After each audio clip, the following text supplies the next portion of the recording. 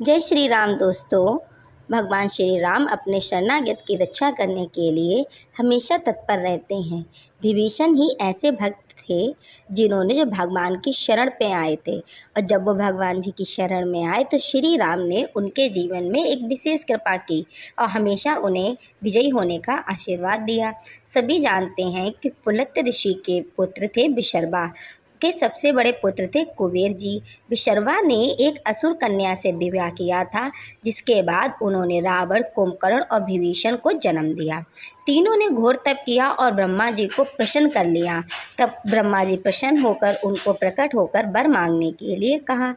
तब रावण ने त्रिलोक के विजयी को कुंभकर्ण के लिए 6 महीने की नींद मांगी, लेकिन विभीषण ने सिर्फ अपने लिए भगवान की भक्ति ही मांगी।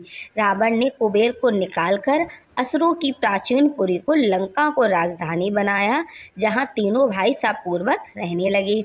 इसके बाद की कथा तो सभी को पता है कि दंड के अधिकारी रावण ने सीता माता को चुराया, और जब हनुमान जी को पता लगाने लंका गए तो उनकी भी भेंट विभीषण से हुई। लंका को जलाने के बाद हनुमान जी तो लौट आए और पीछे से विभीषण भी श्री राम की शरण में पहुंच गए, क्योंकि रावण ने उन्हें निकाल दिया था। विभीषण को देखकर श्री राम के सहयोगियों ने शंका व्यक्त की कि ये रावण का भाई है, ये हमसे भेद लेने आया है। लेकिन विभीषण ने कहा, प्रभु मुझे आप अपनी शरण में लीजिए। तभी तो इसी कहावत में कहा जाता है कि घर का भेदी लंका ढाए। युद्ध में रावण तो सब परिवार मारा गया और उसको स्वर्ग मिला। विभीषण को लंका का राज मिला।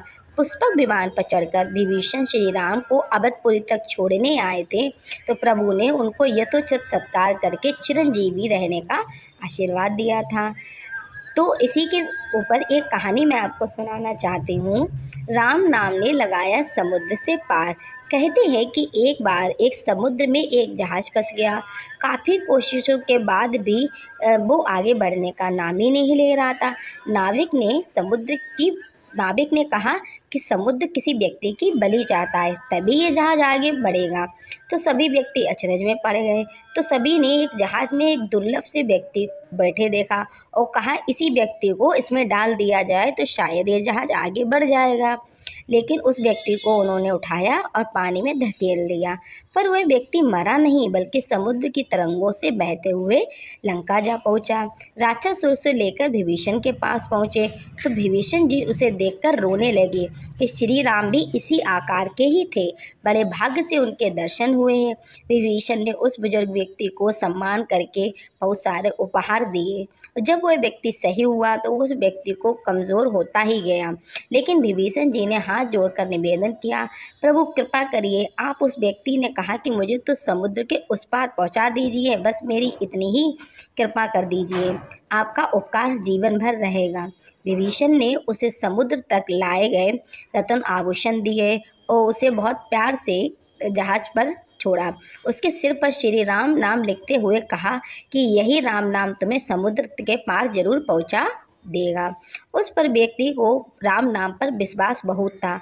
वह व्यक्ति विश्वास कर राम नाम का लेते हुए जहाज पर बैठ गया। संयोग बस जब वह जहाज लौट रहा था, जिसने उसे गिराया था वह जहाज भी उसे मिला। जहाज में सवार लोगों ने उसे पहचान लिया तो उसने पूरा किस्सा उन लोगों को सुनाया जो जो घटना उसके साथ हुई थी। लोगों ने अनुनय विनय करके उस व्यक्ति को फिर से अपने जहाज में बैठने के लिए कहा। लाख कोशिशों के बाद वह व्यक्ति राजी हो गया और जहाज में जाके बैठ गया। नाविकों ने उसके रत्न आभूषण देखे और उनके मन में लालच आ गई। वो ये चाहते थे कि मुझको ये आभूषण मिल जाएं। इसके बाद क्या हुआ, वो व्यक्ति सभी लोग मिलकर उसके आभूषण छीनने लगे। इस आभूषण के छीना झपटी में वो व्यक्ति समुद्र में कूद पड़ा, लेकिन पहले जैसा नहीं हुआ। वह व्यक्ति जब समुद्र में कूदा तो एक चमत्कार देखने को मिला। चमत्कार क्या था, वो सब देखकर हैरान रह गए कि वह व्यक्ति समुद्र को ज़मीन की तरह, जैसे ज़मीन पर व्यक्ति को चलता है, ऐसे वो समुद्र के पानी पर चल रहा था, मानो वह ज़मीन पर चल रहा हो या किसी रोड पर चल रहा। समुद्र का जल तो उसके पैरों को छू भी नहीं रहा था। पूछने पर उसने विभीषण जी के राम नाम की मंत्र की महिमा बताई और कहा कि मेरे साथ तो राम का नाम है, मुझे इस दुनिया से कोई नहीं मिटा सकता। तो सभी व्यक्ति को अपनी गलतियां का एहसास हुआ और सभी व्यक्ति लोग मिलकर राम नाम का सुमरन करने लगे। तो दोस्तों राम देखा कि राम नाम में कितनी शक्ति है, तो राम नाम का हमको जप जरूर करना चाहिए। तो दोस्तों मेरी जानकारी आपको अच्छी लगे तो प्लीज़ मेरे चैनल को सब्सक्राइब करें और एक कमेंट जरूर करिएगा। कमेंट बॉक्स में जय श्री राम जरूर लिखना दोस्तों। धन्यवाद।